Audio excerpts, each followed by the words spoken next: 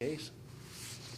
For example, numbers that were given to me is if we had a murder case in which we had to pay for both sides, the prosecution and the defense, and the investigation, it would cost the city on the order of $4 million. Yeah, there's an upper limit to what they're paid, but it certainly depends on the time that is spent under it, and I believe it stops at appeal. I don't believe appeal cases come back to the originating jurisdiction. But in reality, when we've had the homicides in town, our overtime budget goes through the roof. We just have to take it as per case, but. Yeah, I remember that one year. Yeah, we've had, I asked Garwood one time if they wanted to put, why don't we put so much money away every year in case that happens? Because somewhere down the line it will. And everybody said, no, you just compensate for it when it does happen. But Take it when it hits. But they call in outside agencies, your own agency starts working on it, and that's not even counting the indigent people. That's just the investigation. Yeah. I like your idea of putting money aside, except in the current budget situation. We're about to experience inflation like the likes of which we've never seen in our lives. And therefore, any money we put aside would be useless in a year. Worthless. One of the items that I've asked the chief and our city attorney to start taking a look at, and it certainly doesn't necessarily assist in this item, is the legality of the city charging for any amounts of incarceration fees and that type of stuff for those that have the ability to pay for it. Kind of similar to what we do with EMS now. We still charge it for those that don't have the ability to pay it, or Medicare only provides a certain amount, or that type of stuff. We still bill it until the time that it's charged off and goes away, and we say it's uncollectible. But again, while we're asking the departments to go through individually and start to prepare for some additional cuts and that type of stuff, I also want to make sure that we're doing what we can appropriately where we can to increase some of the revenues as well. So we'll see where that one may go or may not go. Any dollars in connection with this public service agreement, though, is already within the budget. This is just providing for a backup for anybody that we may have that the current attorney may have conflicts with. I understand there's no way out here. I like your thinking on increasing the revenues, though. So basically what you're saying is that you want to collect money from people who get arrested? Serve jail time, if they've got the ability. Pardon? It's Good luck with that. pretty much normal. Really? You never know.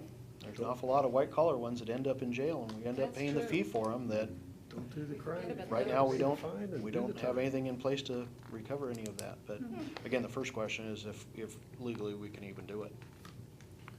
Very briefly, though, on the ambulance side of this thing, we discuss this all the time, and that is that the first one to the feeding trough generally gets fed, and so when the ambulance backs into the station, it's downloaded automatically, and the bills are sent almost simultaneously, because when they found out that they were being the last one in line, the insurance company didn't have the ability to pay or whatever, and there's times in Camas that between what's the Medicare, Medicaid, and the people that don't pay, they write off $300,000 in a quarter. Yep. Often. I mean, it's almost every quarter down there. And that's just part of doing business, but there's that element that you, like you say, and they've gone to collection agencies, they've gone to being first in front of the line to get paid, and they get, I think Leo told us, they get anywhere between 60 and maybe 70% on a good quarter of being paid back for the actual expenses incurred on that ambulance. Medicare, Medicaid can only go up to a certain amount, and then Right. $1,000 transport, and they they can't pay even receive anything else. $275.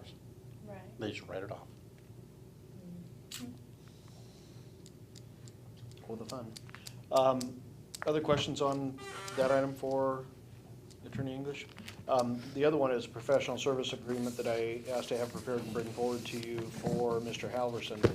This is basically asking permission of the council to keep Lloyd involved through a PSA through the end of the city administrator recruitment It has up to a certain number of hours, up to $2,650, I think it is,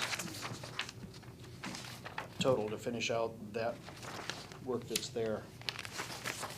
I think John gave me something that, yeah, $2,652.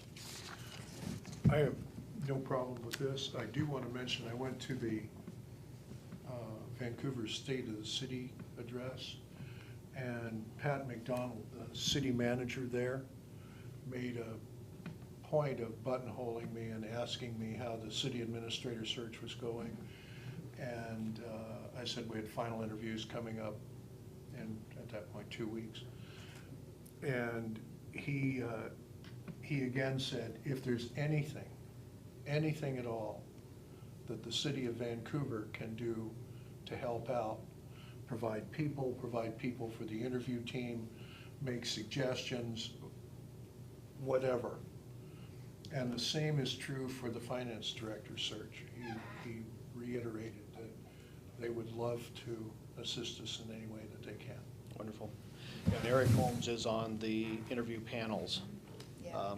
He and Elizabeth both helped in the final screenings Yeah, and that type of big stuff, but brain. Eric's gonna be on the panels. But it almost brought tears to my eyes that he was so effusive in wanting to offer everything that the city of Vancouver could do. You know, I'm not one that wants to spend money where we don't need to, but especially in this search coming down to where it is and the scoring that we've had up to this point, you know, like anybody else, I want to make sure that we make the best decision that we can. sure. Lloyd certainly has, because of his years in Oregon and his years in Washington. I think there's only one individual that's in this, that's outside of that area, that came from this area.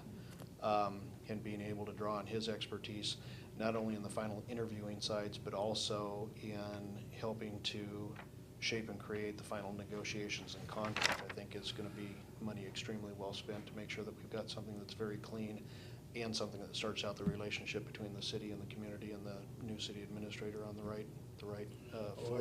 I agree. You know, Lloyd is a treasure. I don't have any. Budget-wise, I'm happy to say that even when we take into account what we budgeted for the city administrator position this year and benefits minus what we paid Lloyd for the 7-week period in there minus this, assuming a May 1st start date, we're still gonna end up, I believe my number today was about $23,000 under the budgeted amount that we have in the current budget, so.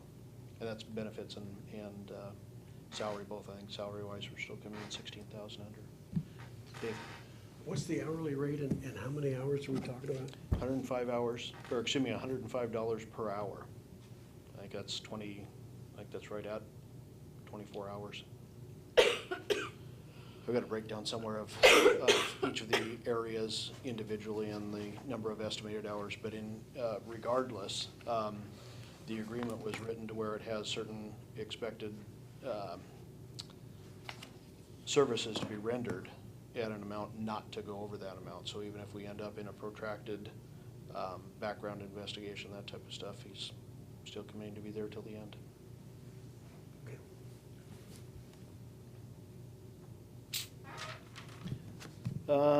Any questions on that? For March 22nd, we do have a workshop. Council meeting this next Monday, and then March 22nd workshop.